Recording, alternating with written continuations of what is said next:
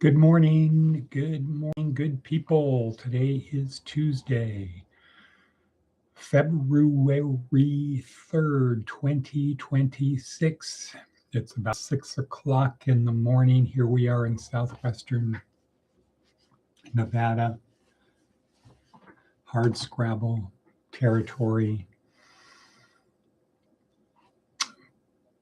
Pahrump or Pahrumpertucky, sharp-elbowed, rootin'-tootin', pistol-packing people, where we are 60 miles west of Las Vegas, actually 60 miles west of Las Vegas, 60 miles east of Death Valley, and 70 miles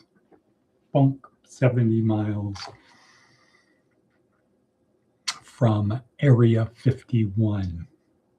Spooky country. Right. So that's what you got. We're here at the crossroads of those three places, the Nevada frontier. Not the last. Nevada is mostly frontier. The best of the frontier, where we have, like I say, our hard scrabble, rootin'-tootin', pistol-packing people. You can always tell someone from Pahrump. You just can't tell them much. So there we are. And it's great to be here. So, what's up? Sup. Just thinking about my opening monologue for today. It's Tuesday. We'll be down at the TV station filming, right? At the TV station filming.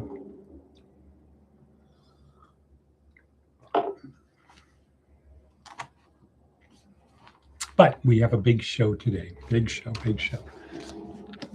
Because this is week 2, day 2 of week 2 in our neuroscience-oriented approach to success, where we're simply trying to answer 2 questions. Who am I, and why do I behave the way I do? From a neuroscience perspective, not a psychology, not a philosophy, not an astrology, not a meteorology, not a spiritual, just from a nuts and bolts. Who am I? Nuts and bolts. Boots on the ground, up to our elbows in muck. Who am I? And why do I behave the way I do? And the simple idea is, if we can answer those 2 questions, we can dial in who we need to be right now. And if we're able to dial in who we need to be right now, we will be more effective. And if we are more effective, we will be more successful. And our measure of success is money. Got to have that money. Got to have the cheese. Got to have the moolah. Money times meaning and purpose, where meaning is act such that everything you do matters. You have a life that matters. You do meaningful things. And service to others. Purpose is service to others. So if you throw a lot of money at things that matter, that help people, you will be successful. If you have a lot of money but no meaning, you don't do anything that matters. You're just spending the money as fast as you can on things looking to give you pleasure. If that's what you're doing,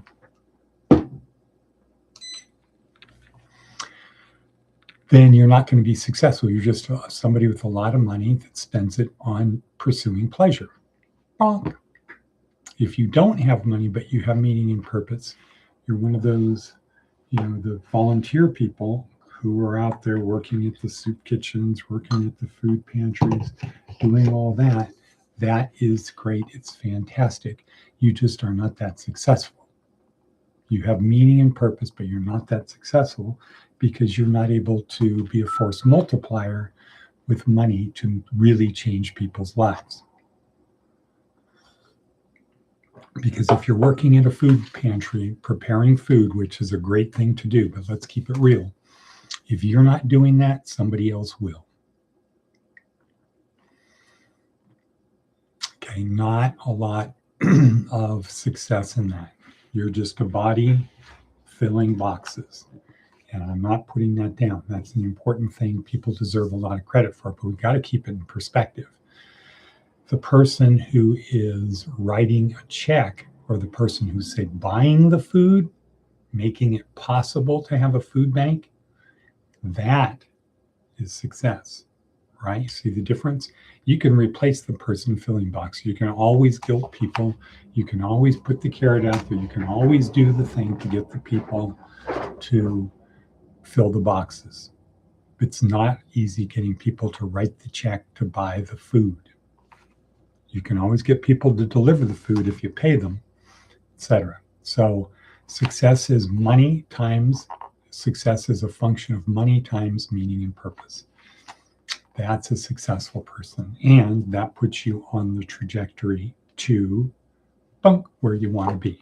And you can be an anonymous Christian, one of Karl Rahner's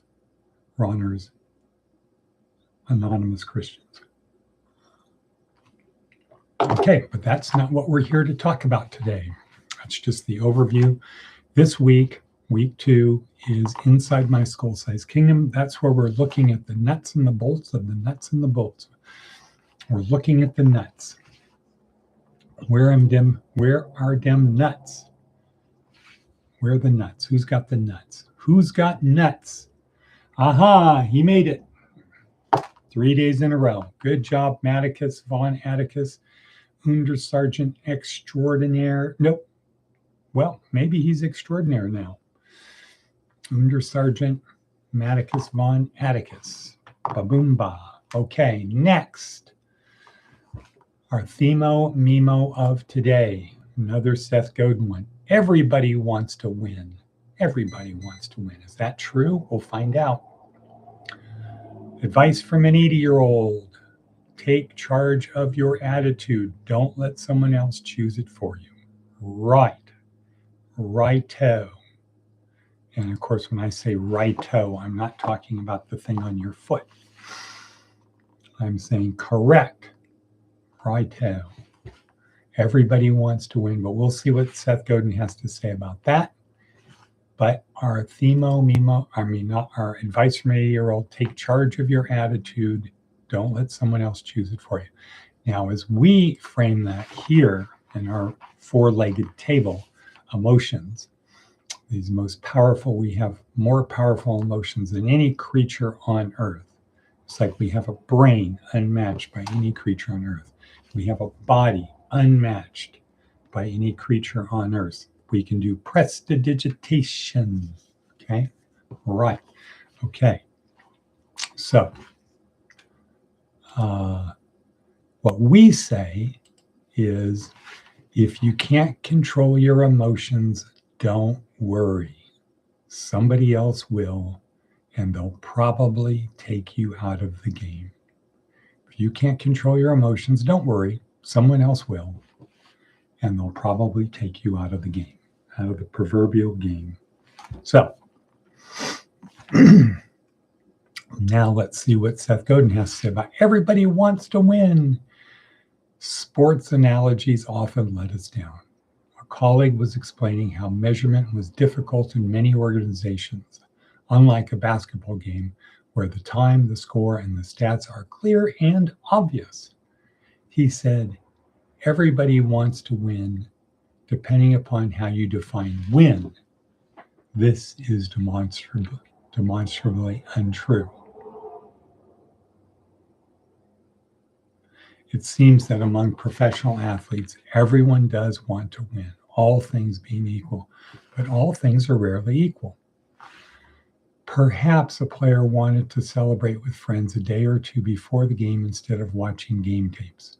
Or maybe they wanted to think for a moment, just a moment, about a conflict they recently had, instead of being supernaturally focused. Or it could be that they're protecting their body or their psyche rather than doing everything right now in this particular moment. Under the circumstances, committed professionals often choose to do their best to meet the specific goals, but the circumstances are rarely evenly distributed. what everybody wants is what they want. What everybody wants is what they want. It helps to do the work to understand why things aren't the same for each individual, and even better, how to create the conditions for culture and systems to make the goals you seek more likely to be met. Let me repeat that. It helps to do the work to understand why things aren't the same for each individual, and even better, how to create the conditions for culture and systems to make the goals you seek more likely to be met. When we get smart about what we mean by winning, we can build a more resilient and aligned organization. Okay, everybody wants to win. What is it? What does winning mean for them? Right, that's the question. Right. Okay. Okay, how are we doing for time? Such a runic rhyme. 11 minutes in. All right, let's talk about neurotransmitters. Yesterday we talked about neurons and the connectome, what is stored in our neurons. So chains of our memories, our lived past is stored in chains of neurons. How do we know? Because if we have a stroke, there are gaps. We lose stuff. It does matter. It just does matter. But what is it that matters? That is the question. What is it that matters? Okay. Maybe. Next. Okay, so neurons, our connectome, in our connectome is stored our lived past, our anticipated future, our ability to simulate, our personality, all kinds of stuff are stored in our neurons. How do we know? Maticus Phonaticus, that all of these things are stored in the neurons of our brain? We learned this last Monday, from Dr. Daniel Amen. I know it was a long time ago, it was a week ago. If we damage our brain, those things go away, right? That's how we know they're stored in our brain. If you damage your brain, your lived past, ability to simulate, anticipated future, all of those things become affected if you damage your brain. If you damage your hand, they don't. If you damage your foot, they don't. Even if it's your left foot, no, doesn't affect that. So it's our brain. This week, we're looking at, yesterday we looked at the neurons where things are stored. Today we're looking at feelings. Where do our feelings come from? And what we find out is our feelings come from chemicals. There's a chemical reaction in our brain or in our bloodstream.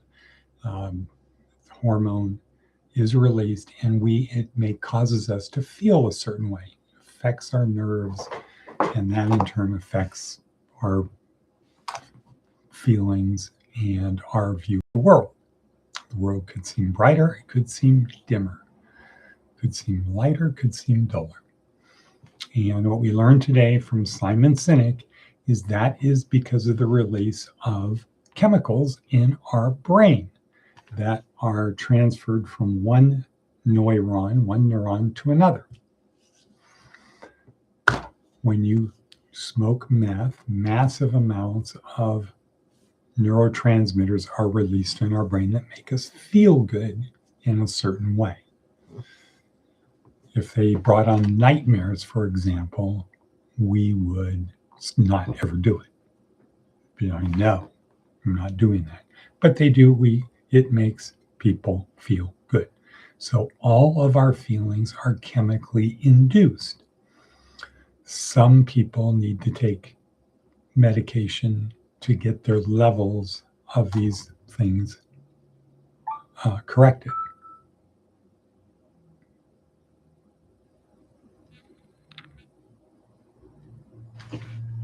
Okay, All right, just got a couple messages here. So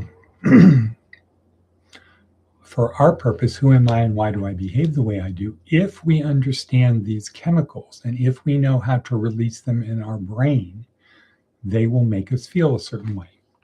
So our feelings affect our behavior.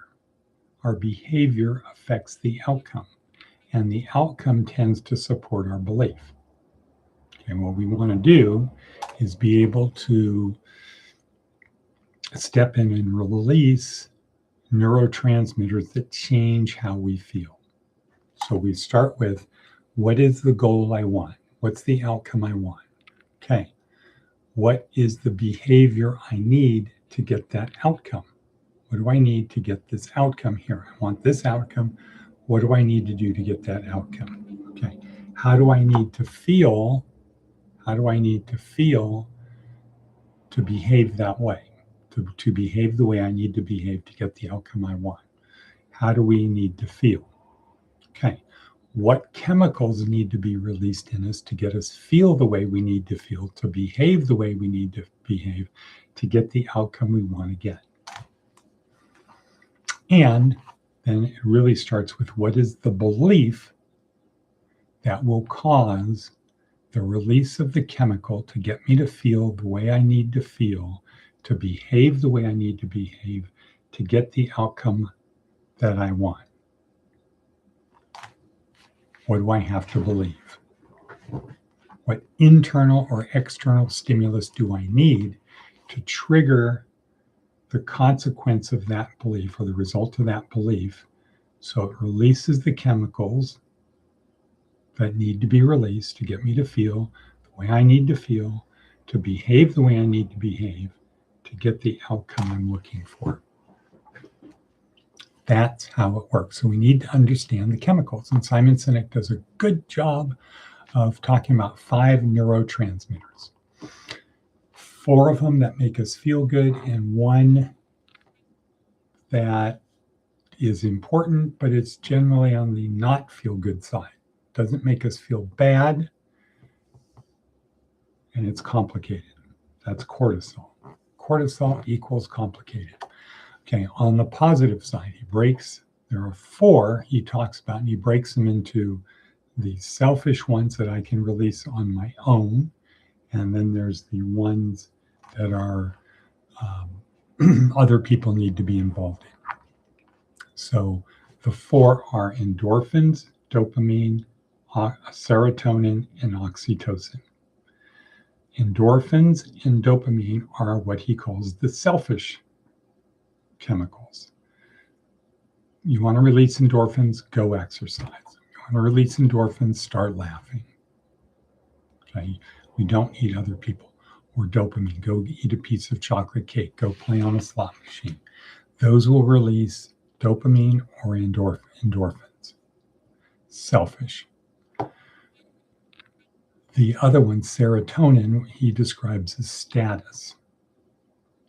That's why we wear clothes with labels on the outside. That's why we have tattoos, things like that make us feel good, because other people recognize them as status. Or we graduate from school and we want to participate in the graduation ceremony because it makes us feel good to be acknowledged by other people. And then there's oxytocin, which is referred to as the cuddle drug, the cuddle hormone, that makes us want to hug people, be hugged, makes us like little puppies and kids, and to protect and help other people. Oxytocin.